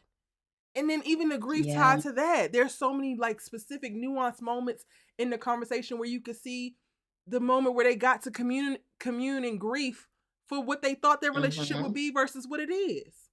Who they thought they would be versus Ooh, who they are. oh my God. Baby, that hit me when grieving what you thought something would be and relishing or appreciating what it is. And to me, that is like one of the hardest things I would say for me in romantic relationships when it comes to an end, because you already envisioned what life is going to be like with this person. Mm-hmm. I've imagined what our kids may look like. I've imagined, this amazing life that we're going to have. And then when you have to agree that that is never going to be, Mm-hmm. ever, is never going to be, and getting to a place of appreciating what it is for us. And even though we're grieving this place is still beautiful too, even though it's not Mm-hmm. what I thought it would be. Like get into that place. That's really a place of maturity. And I wanted to talk about something. Someone, I don't know who mentioned it earlier about they didn't understand, or they was trying to figure out why Karen apologized, why she told Zach that she was sorry. A lot of times when women lose children, you lose a baby, you have so much guilt Mm-hmm. because you feel like it was something that you did, something you could have done differently to save the baby. And I think with her apologizing to Zach, it was, even though she didn't say I apologize for losing Forever, I believe that's where one of her apologies came from. Like, Mm-hmm. he was like, don't do that. Like, don't do that. It's not your fault. And it's not. And I think going back to what you said about after her conversation with Zach, we saw a much lighter Karen. And I Yeah. think receiving that from the father of the child that was lost, Mm-hmm. there's a healing in that. Like Yes. he's not blaming you, he's not accusing you, because he knows it's not your fault. And having that person speak that to her, Yep. I believe it definitely, healed a certain place within her. Like, okay, he don't blame me, and it just is what it is. And not that she's completely healed, but I believe it definitely Put her on the it path to gave her healing for something that she sure. needed. Yeah, Yeah. absolutely. Because Yeah. even Aaron's saying it don't hit the same. He has his baby. Correct. Correct. Yes. Like it just don't. And Yeah. to your point, that to me is a very big part of her. I'm sorry, but then there's also the layer that I saw in there too of I'm sorry I wasn't the woman that you needed me to be so that you could be the best man that you could be. I'm Mm-hmm. sorry that I wasn't able to figure out the magic combination for you to not cheat on me, for you to not struggle within your ambition and career and figure that out. Because we take on a lot of ounce. When you are into a relationship or a man, well, I'm gonna speak to Black women specifically because it's been my Mm-hmm. experience personally as well as doing life with girlfriends. we take on so much responsibility that is nowhere near our wheelhouse or actually our responsibility, because we think that our love can save this person. We think that our love can conquer all, our devotion, our Mm-hmm. loyalty, our resourcefulness, our whatever. Everything that we hold is going to be the keys to whatever they need. And I think that part of it was that too, in like still having that in a weird toxic way. That is a way that we take accountability for failed relationships, because it's like, okay, I wasn't what you needed. And it's not in like a self-deprecating kind of way. It's because it's not for lack of trying. It's not because I didn't want to be. And to me, there's a lot of weight with that. And that has like a little invisible string tied to Fatima, because we're literally watching that play out right now. Yeah, I agree wholeheartedly. Thank you, Courtney, Yeah. because you did that, sir. You did that. And there's no reason You why we did that. can't have more of this within Sistas. Like, that just takes Mm-hmm. you to a place like Zach and Karen tonight. Now that I'm really thinking about it, because we literally get on live right after. I try to record my breakdowns, and like I'm actually being able to sit with feelings around it, and like being taken back to my relationship and my Zach, and like all of the things that I learned coming out of that. The grieving what you thought, that shit hits hard. Because your I plan love was my so break. beautiful. Your plan was Oh, it spot was. on. Your plan was the thing, like all that we gotta do, just keep working, just keep chugging. And the moment that you realize it is never gonna happen, it's like your Yeah. world is destroyed. Oh, shattered, shattered. I was thinking about my ex. Like we, both of us are into music. We write music, produce music. He raps. He can carry a little tone.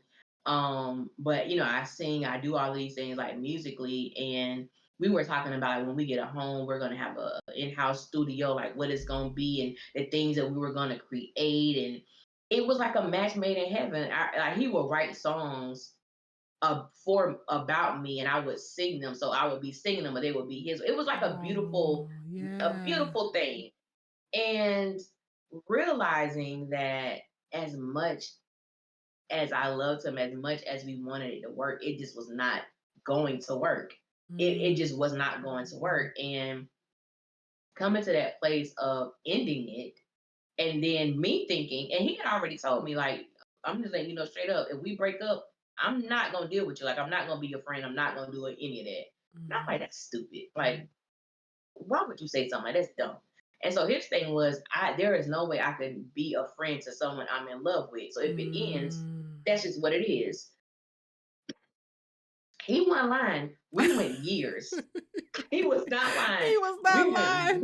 He was, baby, baby, when I say stood on business before that was like a term, oh baby, he stood on big business. And literally it was years before he talked to me. Like we had a little moments where we was like going back and forth with sex, we meet up, whatever. But once the That be last it. time, That be it, Allie. That be the real the tea right sex there. thing, honey, That be it. I once had to that fucking last move. I had to time, leave the state. baby, I was already living in another city. I was already living in another city. After that last time, 10 years, we didn't talk. Mm. 10 years, we didn't talk. We didn't see each other. Baby, it was nothing. And then one day, he messages me out of nowhere. And he was like, oh, I'm in Tallahassee. My dad lives here. Like, what?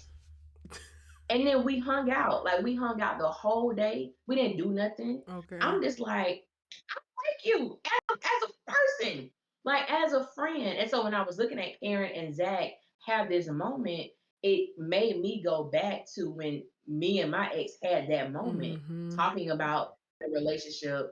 We were young, and getting to a place of friendship, Yeah. getting to a place of working together, getting to a place of wow, I can actually be around you and not have sex. And to me, that was the thing for me because we were very sexually compatible. And when Yeah. that wasn't a thing, I was just thinking to myself, we actually have matured past that. And when you Mm-hmm. was talking about how like they enter another, to me, another level or dimension of love, because it's not tied to sex, it's not tied to Right. anything romantic. And it's It not is tied to simply the I care vision about that you you. had. It's not tied to the vision that you had of me or Yes. that I had of you.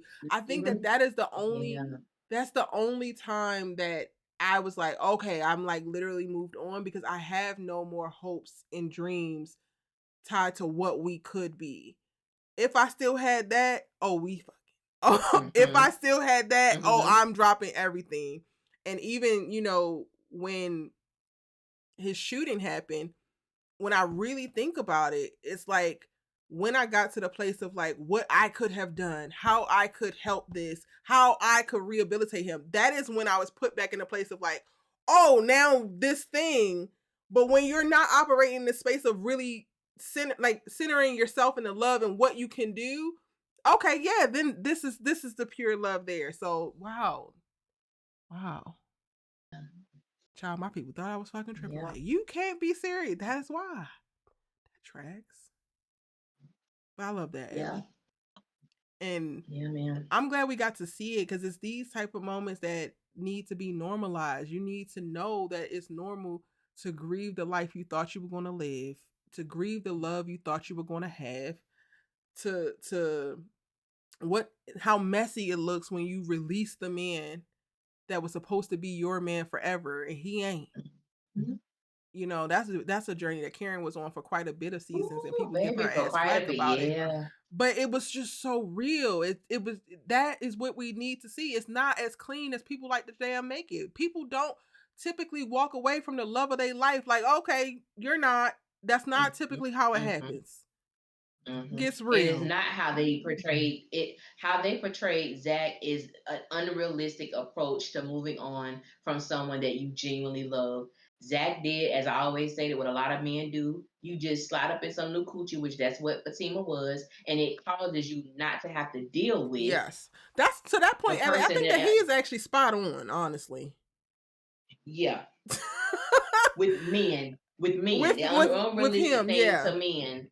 Yeah, and then women, well, I don't know why he doing. Y'all know why she doing it because y'all doing some of the same stuff, i.e., stalking his Instagram, stalking his Facebook, seeing that new hoe. You having so much to say about her, whatever the case may be.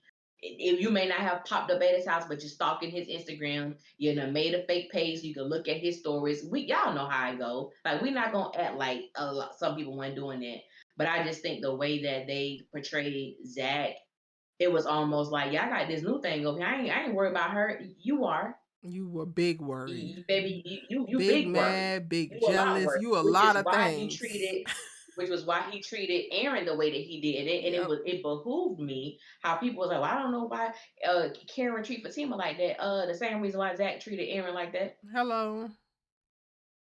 How you Ain't doing? that it ain't that big difference. It ain't that hard to figure out. Keena Ain't that hard to says, figure out. now Zach don't have to be performative for Fatima. If only the only reason why he was performing for Fatima was because of Karen, because it ain't. Zach is not performing for Fatima because of Karen. Zach is performing for Fatima because he thinks that he don't deserve her. He's performing for Fatima because he thinks that his ego is what makes him a damn man. He's performing for Fatima because he's immature. He's performing for Fatima. The only thing tied to Karen is because maybe he's trying to prove Karen wrong and be the man that he was supposed to be, but then you're still not being that, so he's acting like it. But like Karen isn't the driving force for why he's performing for Fatima. He's performing for Fatima mostly tied to, I believe, his ego. And who he can pretend to be is good enough for him. He don't actually have to show up as that man. Mhm. And then it So makes the you wonder performances won't why. stop. They not It stopping, won't stop, baby. and it go back to that club. And this corner, you don't want this. You want somebody who gonna blow your back out. You want somebody who gonna all that bravado and ego was totally on display. Like that's what you're performing because that Zach is not who we saw tonight. You were able to accurately assess and give Karen what she needed in that moment, which lets me know you should be able to do that with Fatima, but you choose not to. And I know people gonna be mad because I've seen so many comments. Well, why he won't open up to Fatima? I'm gonna be mad if he go there and open up to Karen. Well, be mad because that's exactly what he did. I Why look doesn't he forward open to up to reading it. Fatima, but he opens up to Karen? Because he feels safer with Karen. That's easy. And also very normal. Now, I'm not saying that Fatima can't feel no way about it, but it's also not Right. about you. So, like, you can feel all the hell you want to feel because you're not the safe space in this moment.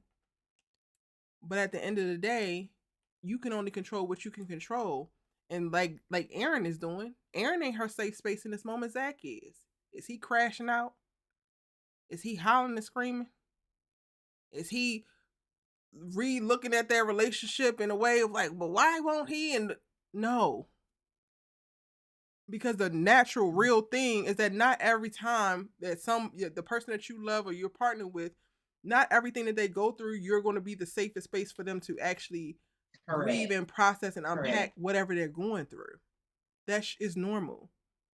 You still have the power to become a safer space for him, but because you have enabled him with his bullshit and haven't walked away so that you can call him into being a better man, because quiet is kept, Karen making Zach a better man tied to her leaving his ass.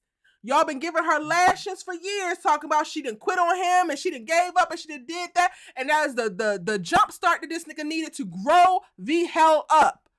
Fatima will continue to suffer with this goofy ass little boy that she's dating because she refuses to truly walk away, and she continues to enable his ass to be a child.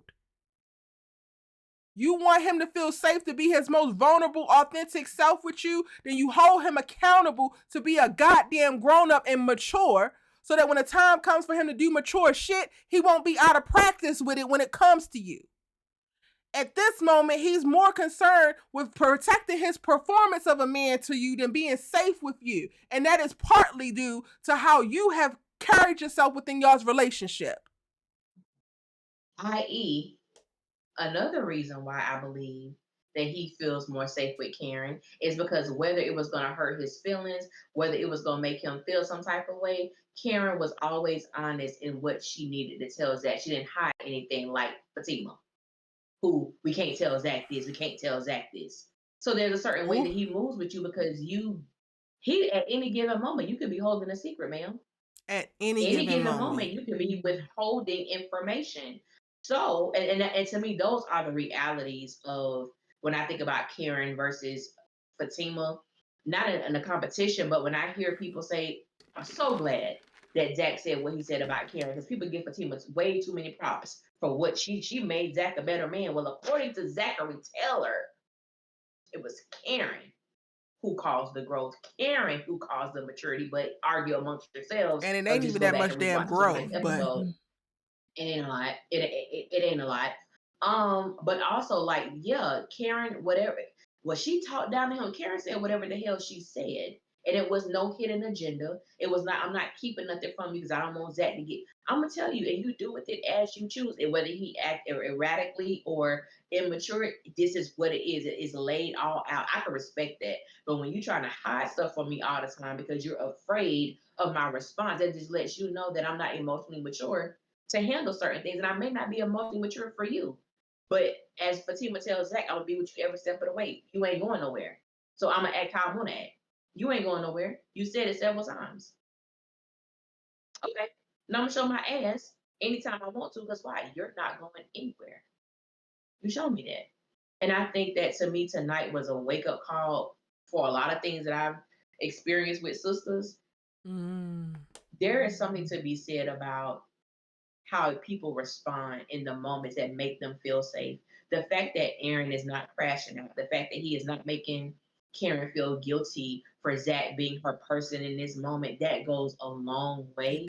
Even how she said tonight, I think when she said thank you for everything, I think it encompassed so many things. Even having Zach over, allowing him in a space, allowing me to talk to him privately, like everything that Aaron has done within this moment. Like, thank you for being that. And I know we saw at the end of this episode, Zach tells Fatima, well, the end of the preview, Zach tells Fatima that he went to see Karen, and I am hoping that it is a safe space for them to have a conversation. We just never know. You just never know how it's gonna go.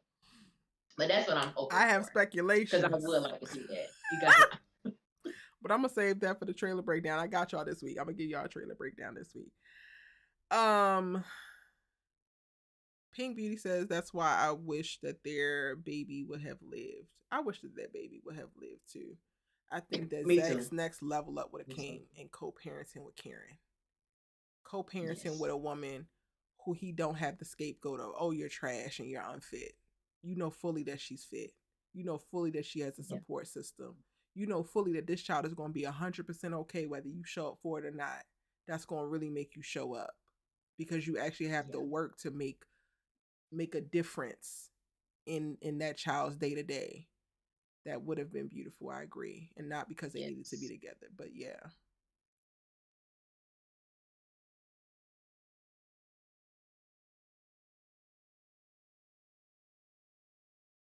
I think we covered Zach and Karen are the ones who needed the damn spinoff, Ellie. Babe, do you know what life would be like if we would have got a Zach and Karen spinoff instead of Zatima? Let me tell y'all something. For everybody, y'all been. I'm still on the cusp about reviewing Zatima. I don't know. They begging you. They begging you in my comments. That's what I saw. I said. I was like, I'm looking at Erica comments, baby. When I tell you, when you said fighting for what? Zach's not a good father. I screamed. When I literally say I screamed, and you was like, my bad. I'm sorry. Like I ain't even say that, baby. I hollered. Literally, I was in here laughing hysterically. And so when I'm looking at the comments. And I'm saying, oh, you should do. I said, oh, well, what? No, that they ain't what called you out, Ellie. They said, Ellie, I know you don't want to do it, but we gonna need you to do it. And then I was like, that's not what this is right now. That's not what this is. But baby, if we would have got a Zach and Karen spinoff, baby, let me tell you something. Y'all, people can say what they want to about Karen. I don't. How you feel about her is your personal thing. Mm-hmm. But the thing you cannot deny are facts. The facts are last season, oh baby, them Zatima ratings went down to hell. Oh, did they? Oh, they went down. I didn't know that. That's why when Divorced Sistas came out, it's like the fastest Tyler Perry original show on BET Plus. It surpassed Zatima, who done been out for 3 seasons. No comparison. If Zach and Karen would have had a spinoff, oh baby, broken records. It would have broken records over there on BET Plus. The amount of story.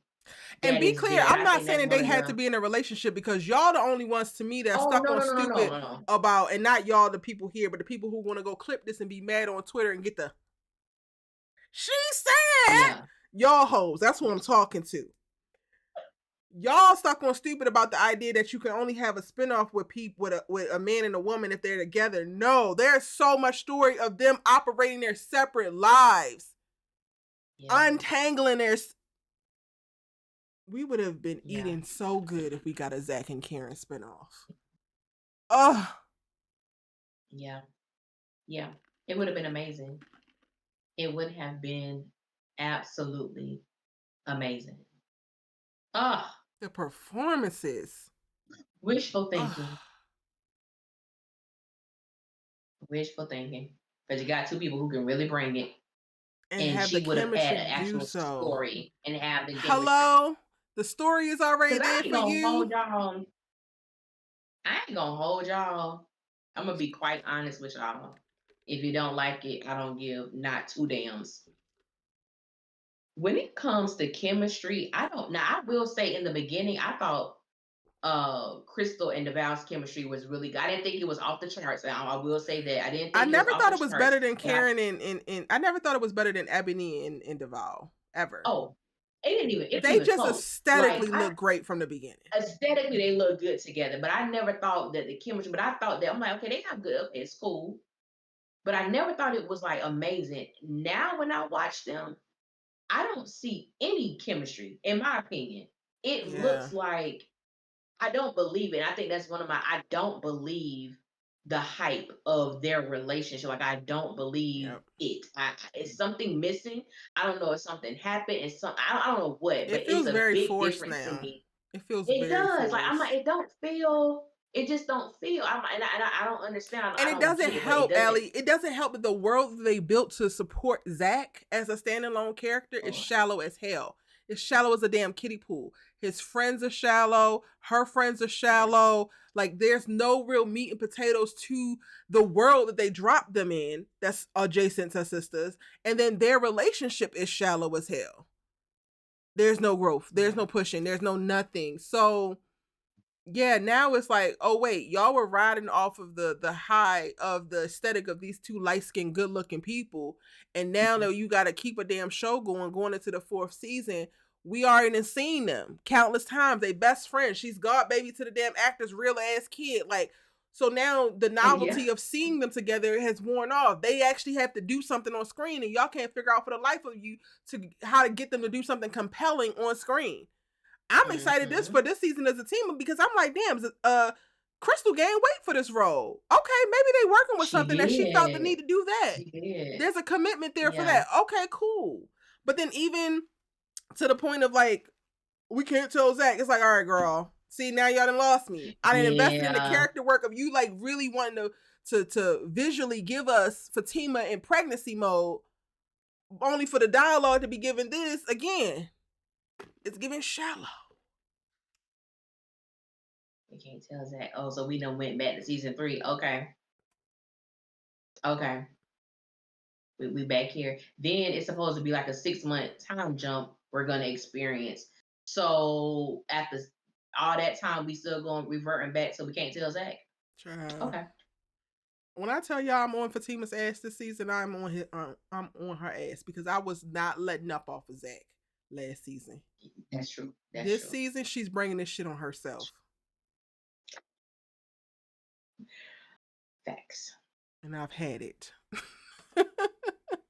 maybe Deval and Ebony could get cast in a different roles one day down the line and do another couple in another show or their own movie because the chemistry truly is there. They would eat it up. Yeah, after Sisters end, that would be great. Yeah, yeah, oh, it'd be amazing. All right, y'all. Is that everything? I think that's everything, Allie. I think that's everything. I think that's everything that we discussed. Yeah.